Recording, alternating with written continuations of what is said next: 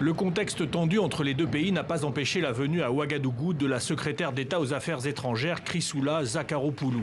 Après une rencontre à huis clos avec le président de la transition Ibrahim Traoré, la conférence de presse donne un aperçu de la position française du moment. Je voulais souligner que la France est en mesure de faire moins ou de faire plus. Elle est aussi et surtout capable de faire différemment dans l'écoute, le respect, l'humilité. La France, mesdames et messieurs, n'impose rien.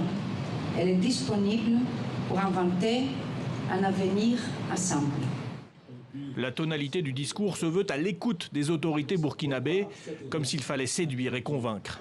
Au campus de Ouagadougou, un débat était organisé autour des relations France-Burkina.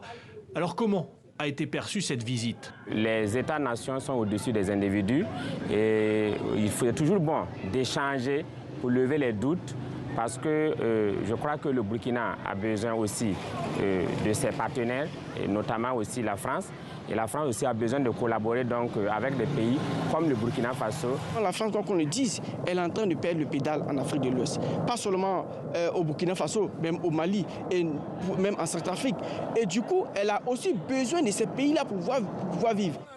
Depuis plusieurs mois, la relation entre Burkina Faso et France s'étiole. Des manifestations anti-françaises ont été virulentes jusqu'aux portes de l'ambassade ou du camp militaire où stationnent les forces françaises.